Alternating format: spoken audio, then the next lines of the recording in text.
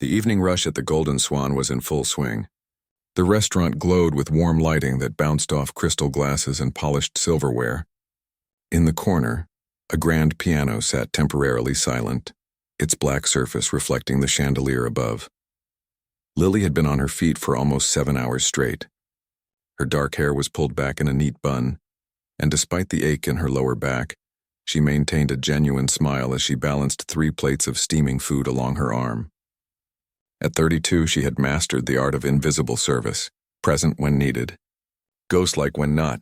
"Table 7 needs more wine," whispered May, another server. As they passed each other in the narrow hallway between the kitchen and dining room, Lily nodded and filed the information away mentally. 7 was a foretop of business types: quiet, polite, good tippers if you kept their glasses full and interruptions minimal. Just the kind of table she preferred. The restaurant owner, Mr. Patel, hovered near the entrance, greeting guests with practiced charm. His eyes constantly scanned the room, missing nothing. When his phone rang, his smooth expression faltered for just a moment. "What do you mean, you can't make it?" His hushed voice carried just far enough for Lily to catch as she passed. "We have a full house tonight. Mr. Thornhill specifically asked if we had live music." Lily set down her loaded tray at table 12 and began distributing plates. "The risotto with wild mushrooms?" she asked, even though she knew exactly who had ordered what. The ritual of service was comforting in its predictability. By the time she finished with table 12, Mr. Patel was pacing near the host stand, his usual calm replaced with rare anxiety. The pianist wasn't coming, on a Friday night. With every table booked, Lily refilled water glasses and cleared appetizer plates, humming quietly to herself as she worked. It was something she did without thinking, little fragments of melodies that had stayed with her through the years, keeping her company during long shifts. Tonight it was a bit of Chopin that played in her head, a nocturne her grandmother had taught her when her fingers could barely stretch to reach the notes. The front door swung open, bringing in a burst of cool evening air. Even without looking, Lily felt the atmosphere in the restaurant shift. Conversations quieted, postures straightened. She glanced up to see a small group being led to the restaurant's best table, the one partly secluded by a decorative screen, but still visible enough for others to observe its occupants. "That's him," May whispered, appearing suddenly at Lily's side. Reed Thornhill. Everyone knew Reed Thornhill, at least by reputation. Tech innovator turned investor. His net worth had enough zeros to make most people's heads spin. His face occasionally appeared on business magazines, always with the same stern expression that suggested he had better things to do than pose for photographs. Tonight, he was accompanied by 3 others, 2 men and a woman in impeccable business attire. Their table fell into Lily's section, and she straightened her black vest automatically. "Good evening," she said when she approached, notepad ready. "Welcome to the Golden Swan. May I start you with some drinks this evening?" Thornhill barely looked at her, scanning the wine list with narrowed eyes. "Your reserve list is acceptable. We'll take the Chateau Margaux 2015. Lily kept her expression neutral despite the $900 bottle he'd just casually selected. "An excellent choice, sir. I'll bring that right out." As she walked away, she noticed Mr. Patel hovering near Thornhill's table, bowing slightly as he apologized for something. The pianist, Lily realized. He was explaining about the missing pianist. Thornhill's frown deepened. "That's disappointing. I specifically mentioned music when I made this reservation. My guests are from Vienna. They expected a certain atmosphere. I understand completely, Mr. Thornhill. I can assure you that this is highly unusual for us." "It's not about unusual. It's about expectations being met. I could have taken them to a dozen other places tonight." Lily slipped into the wine cellar, locating the expensive bottle with practiced efficiency. By the time she returned, the tension at Thornhill's table had spread throughout the restaurant. Mr. Patel was still there, his usual confident demeanor replaced with something closer to desperation. She opened the wine with careful precision, pouring a small amount for Thornhill to taste. He swirled it absently, his attention still on Mr. Patel. "Perhaps we could play some recorded music," Mr. Patel suggested. Thornhill made a dismissive gesture. Recorded music? In a restaurant of this caliber? He sipped the wine without comment and nodded for Lily to pour for the rest of the table. "I was very specific about creating the right impression tonight, Patel. Lily moved around the table, pouring wine with the silent grace that years in fine dining had taught her. As she leaned forward to pour for the woman, an elegant Austrian with silver-streaked hair, Lily hummed that fragment of Chopin again, a nervous habit when she felt tension around her. The woman looked up suddenly, her eyes sharp and curious. "Wait," she said, her accented voice cutting through the awkward atmosphere. She looked at Lily with unexpected interest. "That melody. You know Chopin?" Before Lily could respond, Thornhill's attention shifted to her, really seeing her for the first time. His eyes narrowed with sudden calculation. "You," he said, pointing at Lily. "You were humming Nocturne in E-flat major." Lily felt her cheeks warm. "I'm sorry if it bothered you. Sometimes I don't realize I'm doing it. Can you play?" Thornhill asked abruptly. The question hung in the air. Mr. Patel looked between them with growing interest. Lily hesitated. "It's been a very long time. But you can play," Thornhill pressed. It wasn't a question this time. Mr. Patel's expression shifted from worry to tentative hope. "Lily, I had no idea you were musical." "It was a lifetime ago," she said quietly. "I haven't touched a piano in years." "Well, you'll touch one tonight," Thornhill declared, checking his watch. "My business with these people depends on creating the right impression. You'll play while we discuss our matters." It wasn't a request. The woman from Vienna looked uncomfortable at his tone but didn't contradict him. "Mr. Thornhill," Lily began carefully, "I'm in the middle of my shift. I have other tables. I'll compensate the restaurant for any inconvenience," and he cut in, looking at Mr. Patel. "And I'll make it worth her while, too."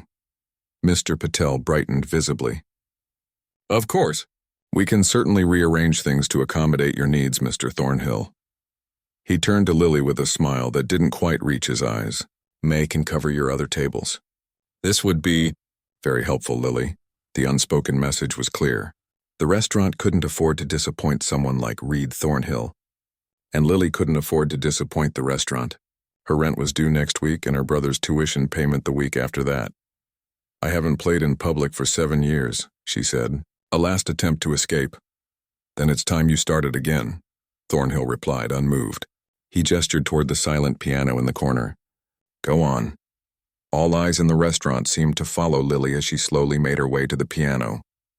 Her heart hammered against her ribs. 7 years.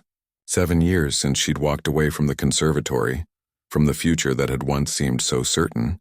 7 years of deliberately avoiding pianos at friends' houses, of changing radio stations when certain pieces played, of trying to forget what her hands knew. She sat down on the bench, the leather cool against her thighs. The keys gleamed up at her, ivory and ebony, waiting. She placed her hands in her lap for a moment, gathering courage. From across the room she could feel Thornhill watching, impatient. Lily closed her eyes, took a deep breath, and placed her fingers on the keys. For a terrifying moment, nothing happened. Her mind went blank. Then, like water finding its way through long dormant channels, the music came. Her fingers remembered what her conscious mind had tried to forget. The nocturne flowed from her hands, hesitant at first, then with growing confidence. Each note awakened something she had buried deep inside herself. The restaurant grew quiet. Conversations paused. The clinking of silverware against plates faded away. There was only the music, filling the space with its gentle, melancholy beauty. And as she played, something inside Lily began to stir. Something she had thought was gone forever. The last notes of the nocturne faded into silence. For a moment, no one in the Golden Swan moved or spoke. Lily kept her eyes closed, her fingers still resting lightly on the keys. She could feel her heart pounding, a mixture of terror and something else, something that felt surprisingly like joy. When she finally opened her eyes, she was startled to find nearly every face in the restaurant turned toward her. Waiters stood frozen mid-step with trays balanced on their palms. Diners held forks suspended halfway to their mouths. Even the kitchen staff had poked their heads through the swinging doors to listen. Mr. Patel stood near the bar, his mouth slightly open in astonishment. And at his special table, Reed Thornhill was watching her with an entirely different expression than before. His earlier impatience replaced with intense curiosity. The silence stretched for another heartbeat before someone began to clap. Others joined in, and suddenly the restaurant filled with applause. Lily felt her cheeks burn with embarrassment. She hadn't played for an audience since leaving music school, and even then she had never enjoyed being the center of attention.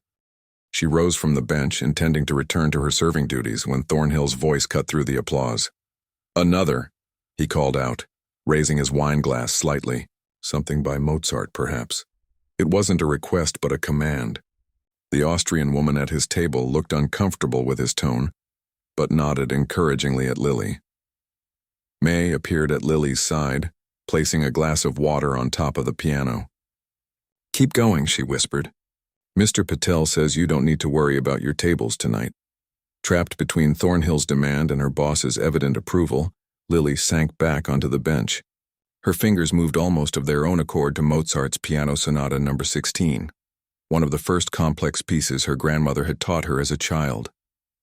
As she played, memories flooded back. Hours spent practicing scales while other children played outside. Her grandmother's gentle hands guiding her own. The small apartment where they had squeezed an upright piano against the wall. Her grandmother insisting that music makes a small space bigger on the inside. The Mozart piece was bright and playful, so different from the melancholy Chopin. Lily found herself smiling as her hands remembered their way through the familiar patterns.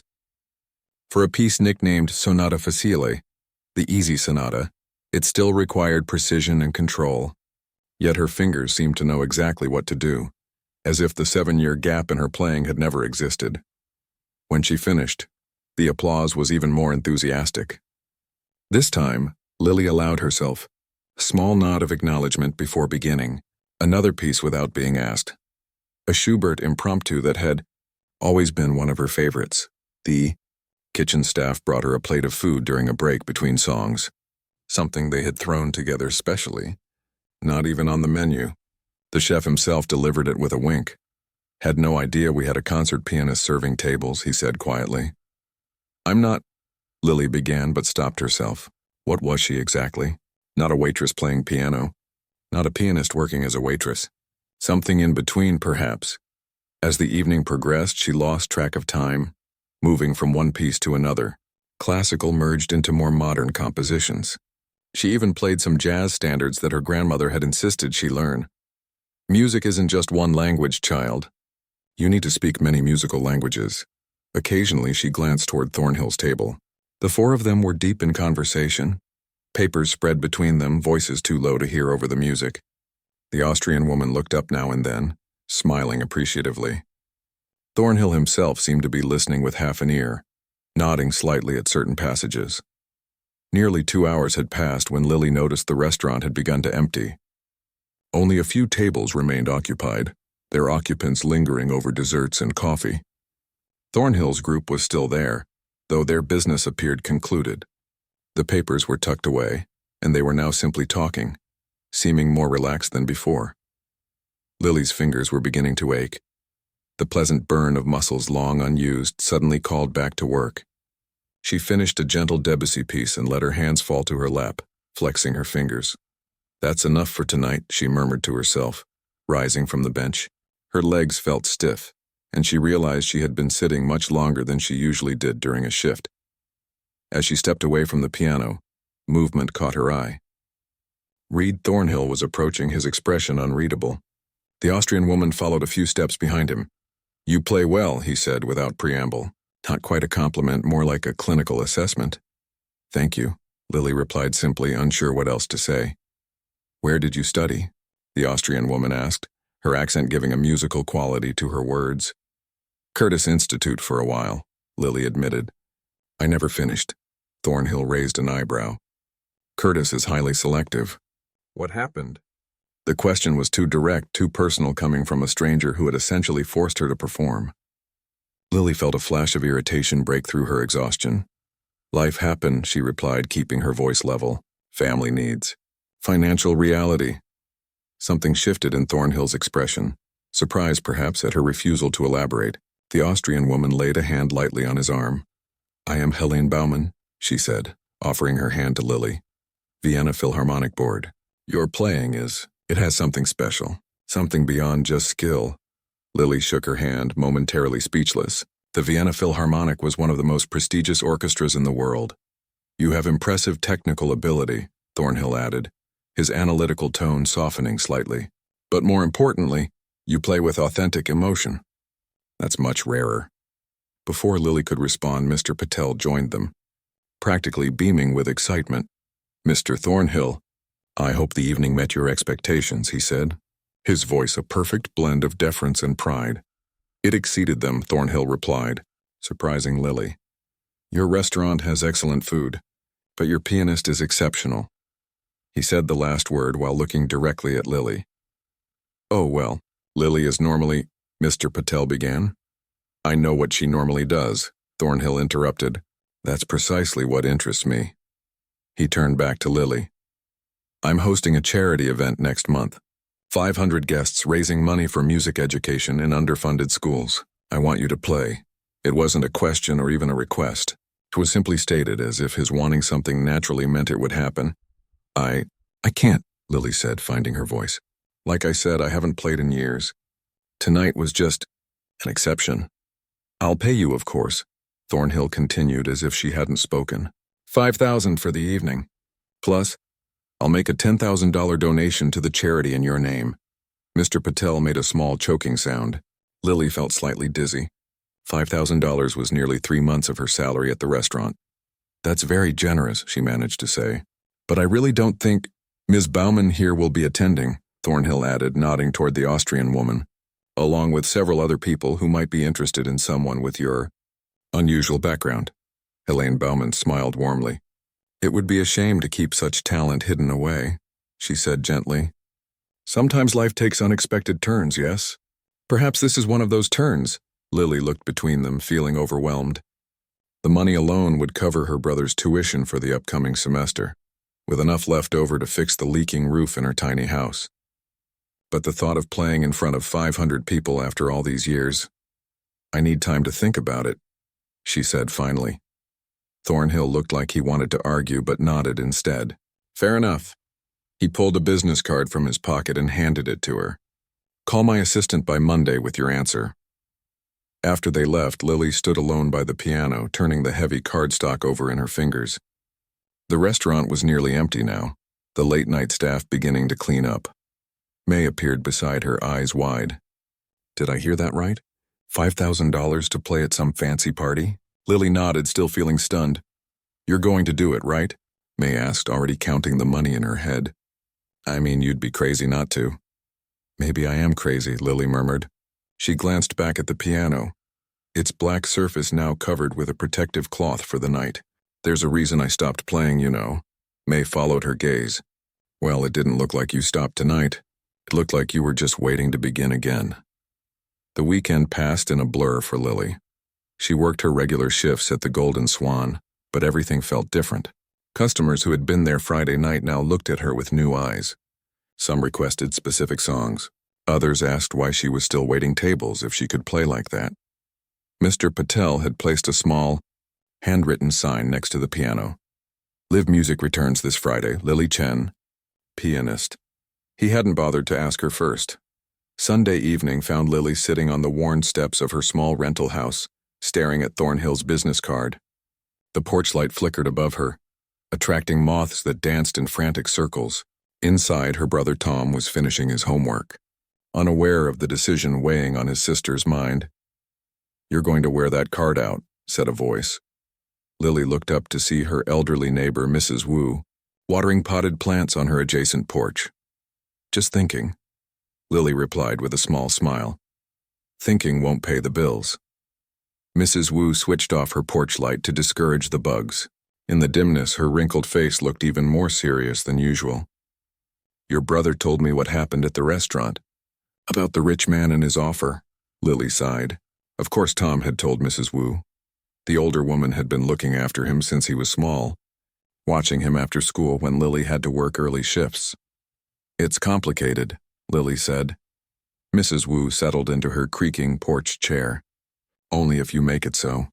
Good money for doing something you're clearly good at. What's complicated? How could Lily explain? The panic attacks that had started during her second year at Curtis.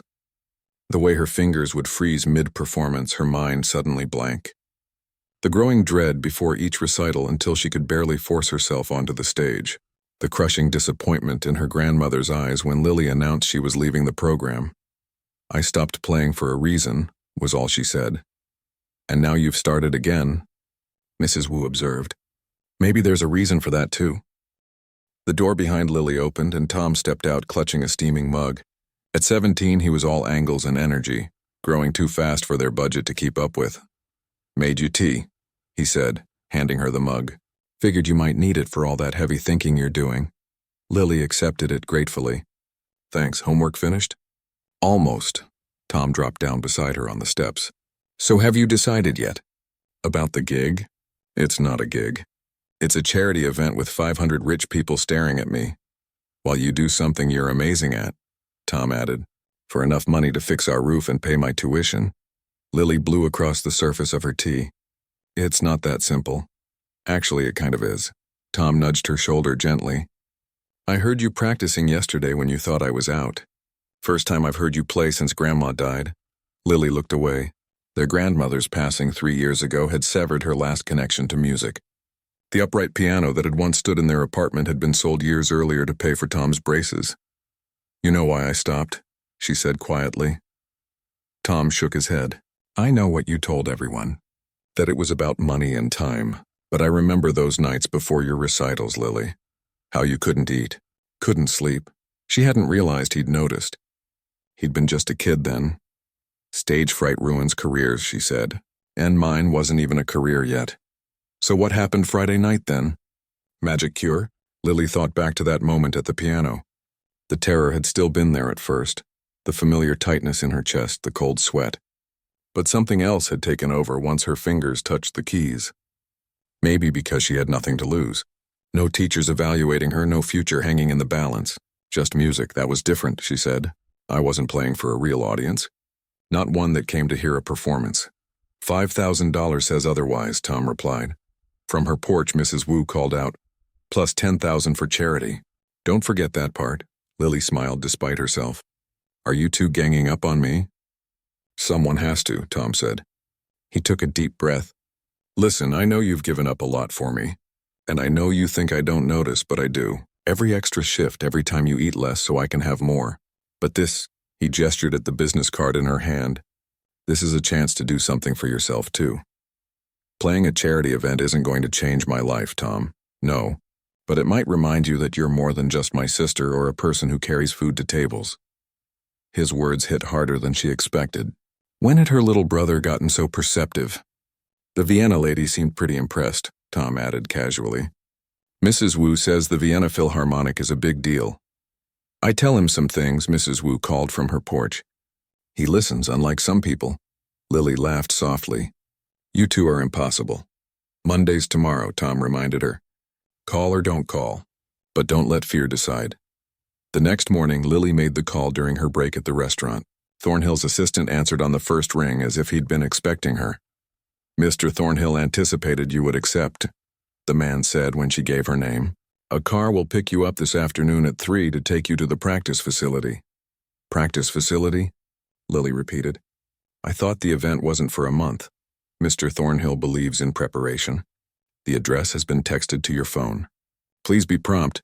The call ended before she could ask more questions.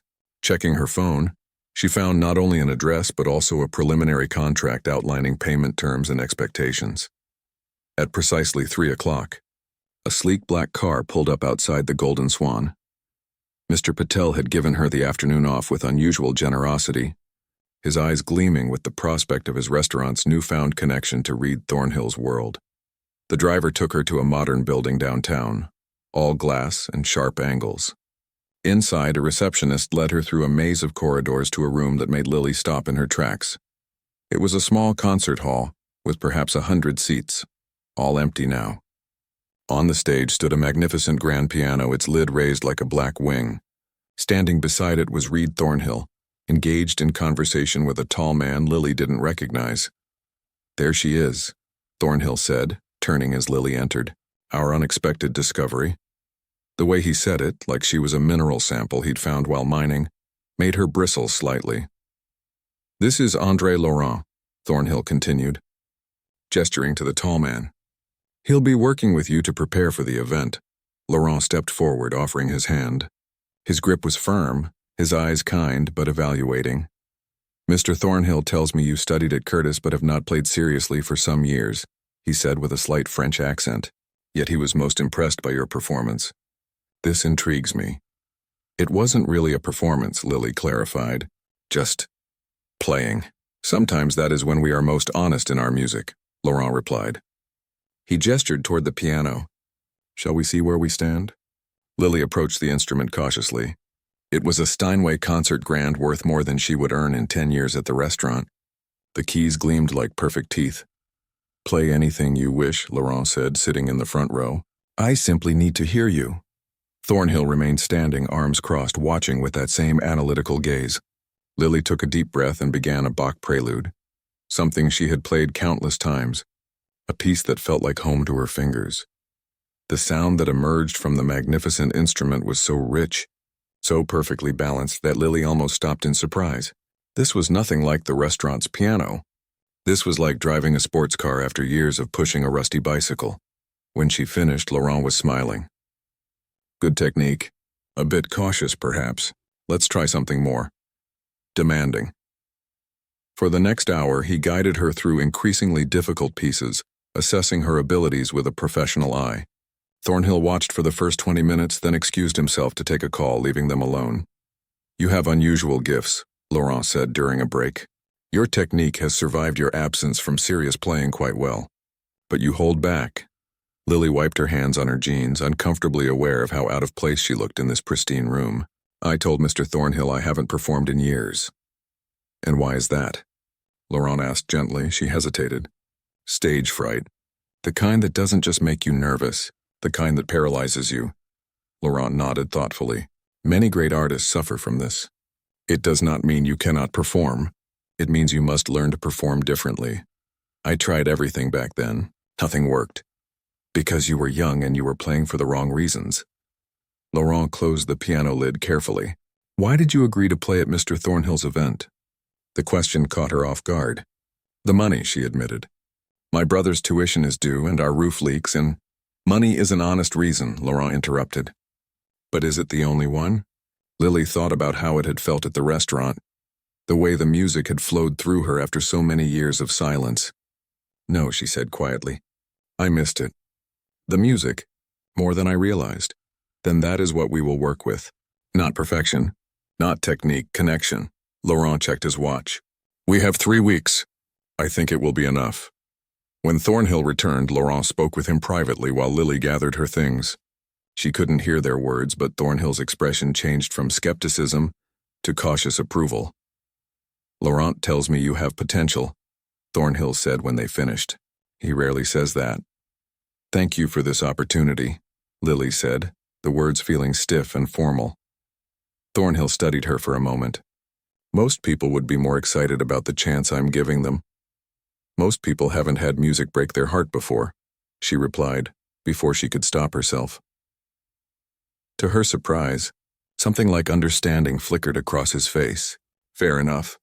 The car will bring you back tomorrow at the same time. Laurent will work with you daily until the event."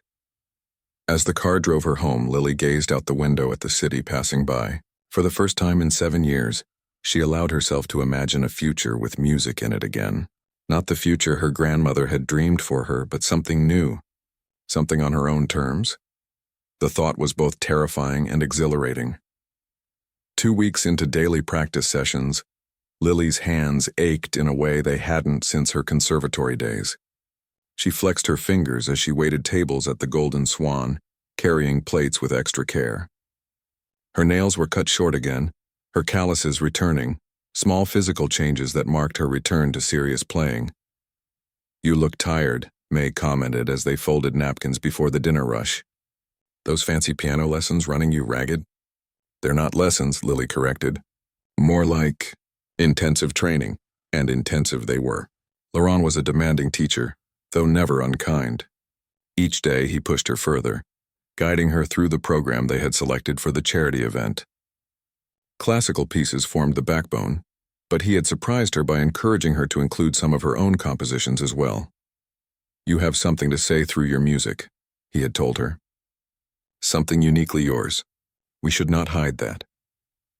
Lily had shown him the simple melodies she had written over the years, scratched in notebooks and recorded as hummed voice notes on her phone. Pieces she had composed in stolen moments, never thinking anyone would hear them. Laurent had helped her develop these fragments into full compositions, treating her amateur efforts with surprising respect.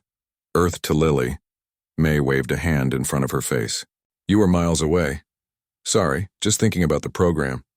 2 more weeks until the big night, right? Nervous? The question made Lily's stomach tighten. So far, her practices had been private, just Laurent and occasionally Thornhill observing from the back of the empty concert hall. The thought of 500 people watching made her old anxiety flare up.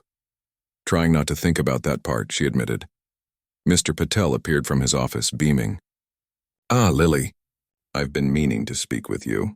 Since your association with Mr. Thornhill has begun, our bookings have increased significantly. People calling to ask if the pianist will be playing. The news didn't surprise Lily.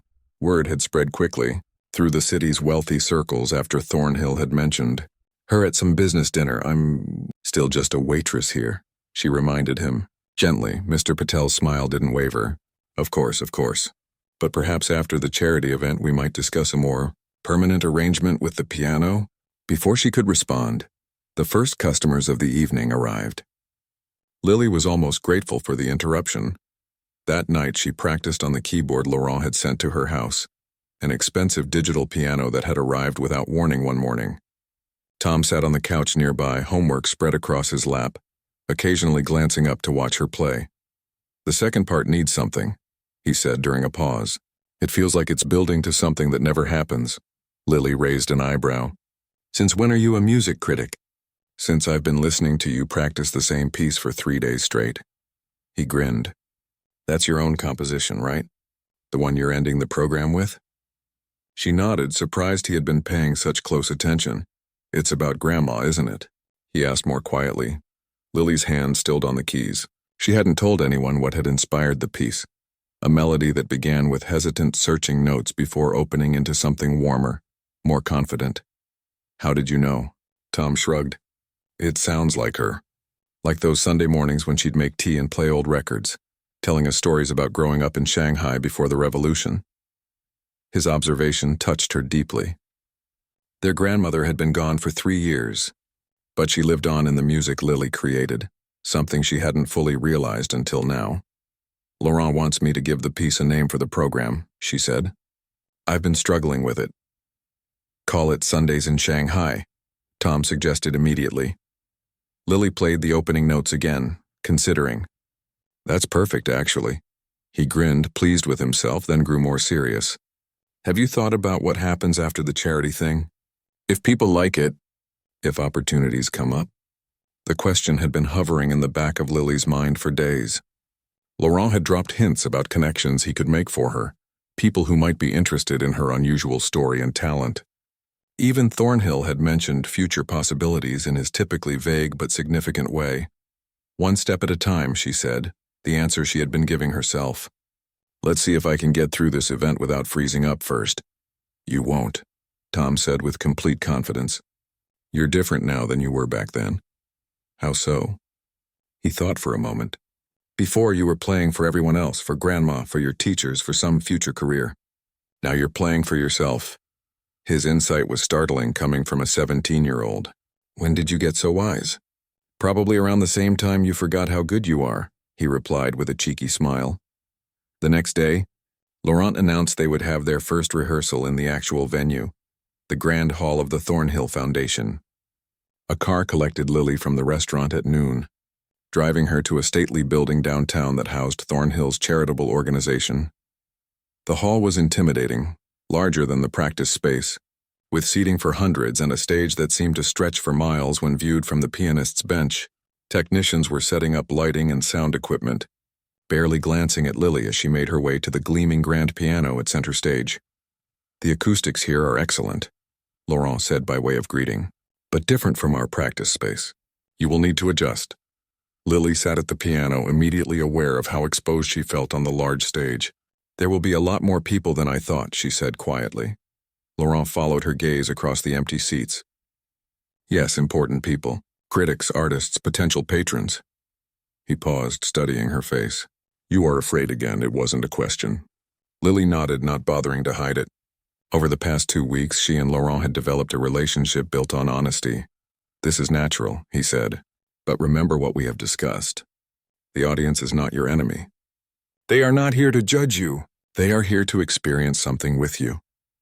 Some of them definitely are here to judge me, Lily pointed out, especially after Thornhill has apparently been telling everyone about finding a prodigy waitress. Laurent smiled slightly. Ah, yes. His flair for the dramatic. But even so, let them judge. Their opinion changes nothing about the music itself. A commotion at the back of the hall interrupted them. Reed Thornhill entered with several people in expensive suits, gesturing as he showed them around the space. He spotted Lily and Laurent and brought his entourage toward the stage. Perfect timing, he called out. We were just discussing the program. Lily, would you mind playing a preview for our board members? It wasn't really a request. Lily looked to Laurent, who gave her an encouraging nod. Perhaps the Chopin? He suggested quietly. Lily positioned her hands and began to play the nocturne, the same piece she had played that first night at the restaurant. The sound filled the hall beautifully, the notes hanging in the air longer than in their practice space. She closed her eyes, letting the familiar melody calm her nerves. When she finished, there was a moment of silence before the small group applauded politely. Remarkable, said one woman, turning to Thornhill. And she really was just a waitress before you discovered her? The phrase grated on Lily. Just a waitress, as if that defined her entire being. I'm still a waitress, she said before Thornhill could answer, and I wasn't discovered. I was interrupted while doing my job and forced to play.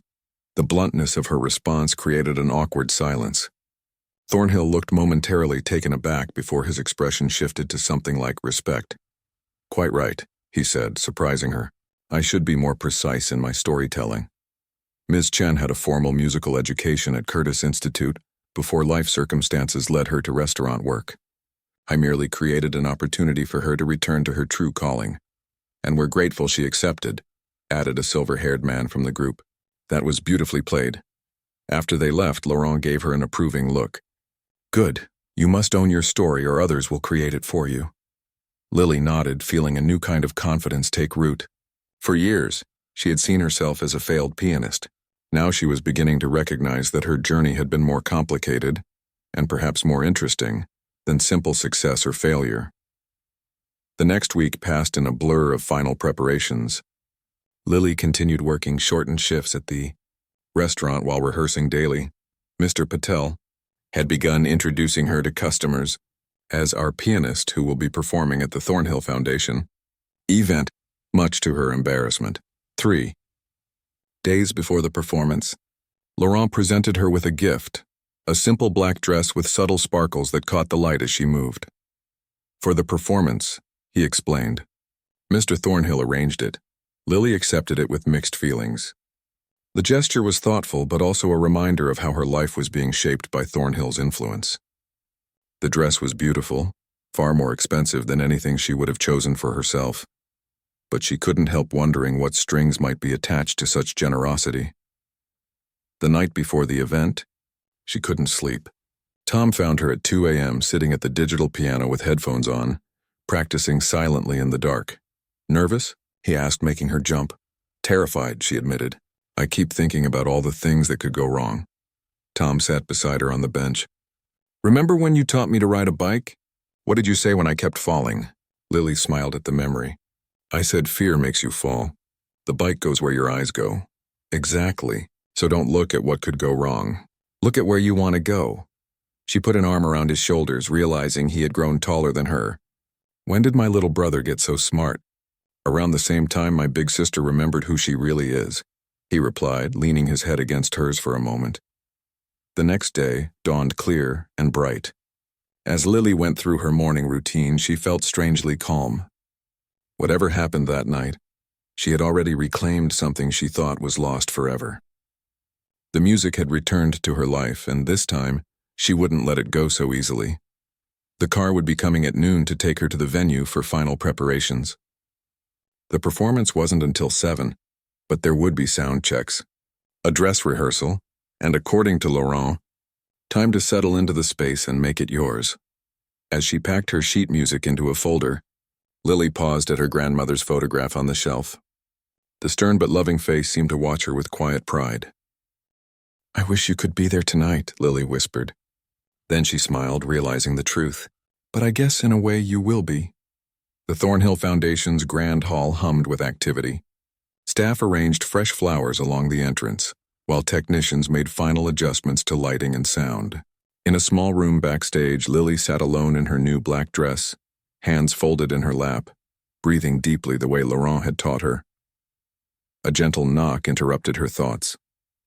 15 minutes, called a staff member through the door. Lily stood smoothing the sparkly fabric that caught the light as she moved. The mirror reflected someone she barely recognized, hair elegantly styled, a touch of makeup enhancing her features. The transformation went beyond appearance. Something in her eyes had changed over these past weeks. A quiet determination had replaced the resignation that had lived there for years. Another knock, more familiar this time. "It's me," Tom called. "Can I come in?" He entered carrying a small gift bag, looking unusually smart in borrowed dress clothes. Mrs. Wu followed behind him, wearing what Lily recognized as her special occasion outfit, the one reserved for important family celebrations. "You look different," Tom said, taking in his sister's appearance. "Good different. We came early to wish you luck," Mrs. Wu added, her normally stern expression softened with pride, "though you won't need it." "I'm not so sure about that," Lily admitted, her stomach tightening as she thought of the crowded hall. "There are so many people out there, and they're all about to discover what we already know," Tom said. He held out the gift bag. "Here, something to take with you on stage." Inside was a small framed photograph, their grandmother seated at the old upright piano, a much younger Lily beside her, both smiling at the camera. Lily ran her finger gently over the image, remembering that day. "I found it in the box of her things," Tom explained. "Thought you might want her with you tonight." Lily blinked back tears, careful not to ruin her makeup.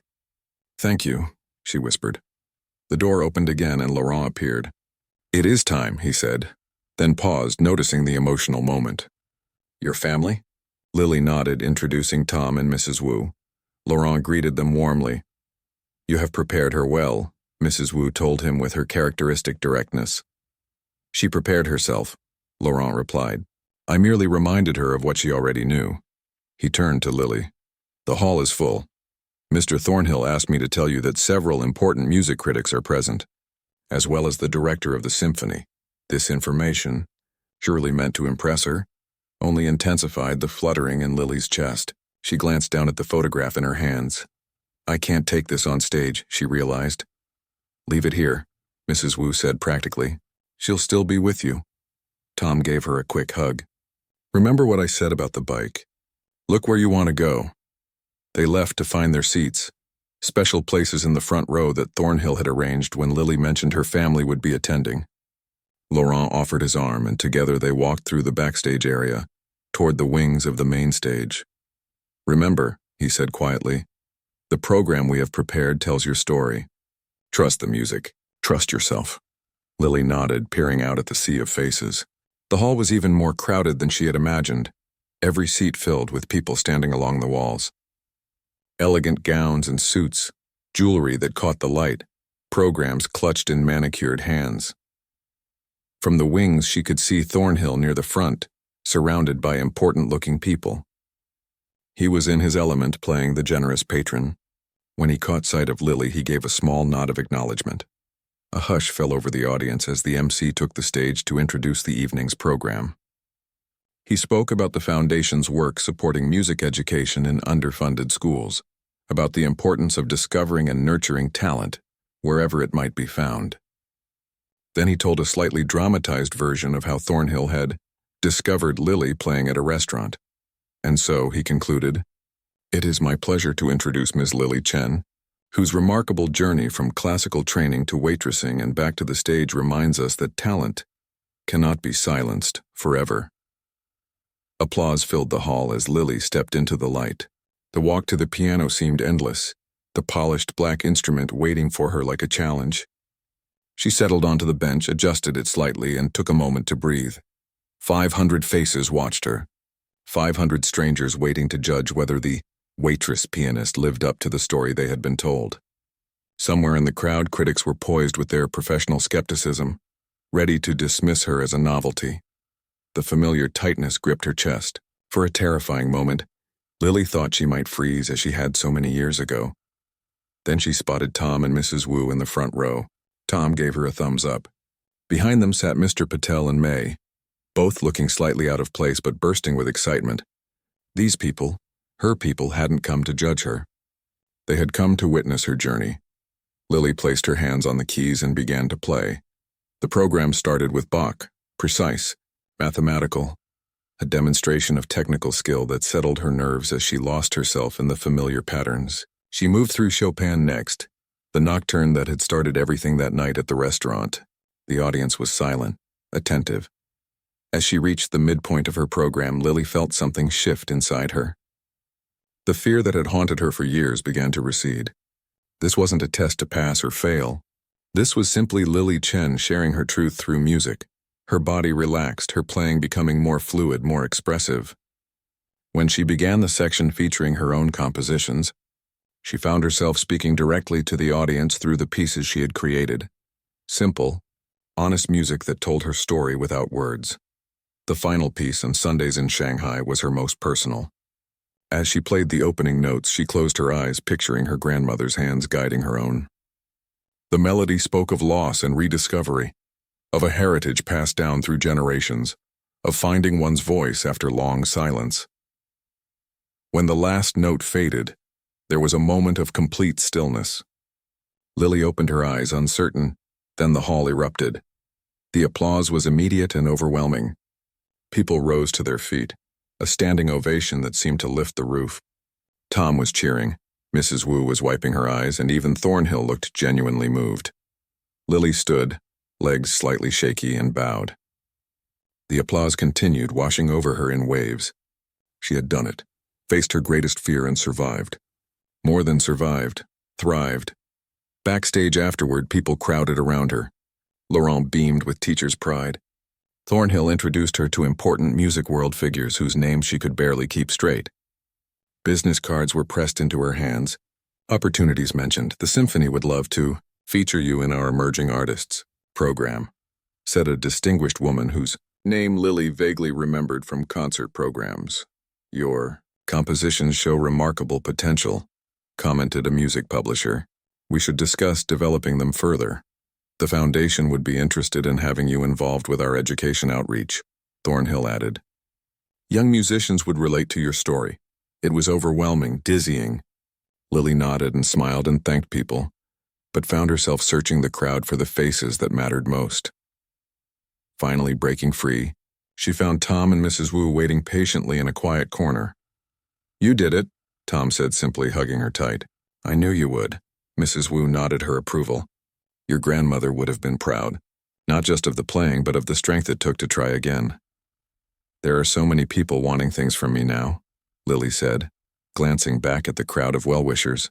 Record deals, teaching positions, concert opportunities, and what do you want? Mrs. Wu asked with her usual directness. Lily considered the question. For so long she had put her own wants aside, focusing instead on necessity and responsibility. The thought of choosing her own path felt almost foreign. I want to keep playing, she said finally, but on my terms. No more playing just for others' approval. No more hiding who I really am. Then that's what you'll do, Tom said with absolute confidence. The rest will sort itself out. Later that night, after the crowd had dispersed and the cleaning crew had begun their work, Lily found herself alone on the stage. She sat at the piano once more, running her fingers lightly over the keys without pressing them. Quite a night, came Thornhill's voice from the shadows. He walked toward the stage, hands in his pockets. You exceeded expectations.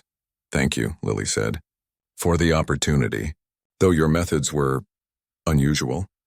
Thornhill smiled slightly. I've found that the most interesting journeys rarely begin with polite invitations. He paused. Have you thought about what's next? Lily nodded. I have some ideas. Teaching, perhaps. Performing sometimes. Writing my own music. She looked up at him. But I'll still be taking shifts at the Golden Swan, at least for now. Even with all these new opportunities? He looked genuinely puzzled. The restaurant gave me shelter when I needed it, she explained. I don't forget the people or places that helped me survive. She smiled. Besides, Mr. Patel has already renamed the Friday night service Piano Nights with Lily Chen. I can't disappoint him now. Thornhill studied her with new respect. You're an unusual person, Miss Chen.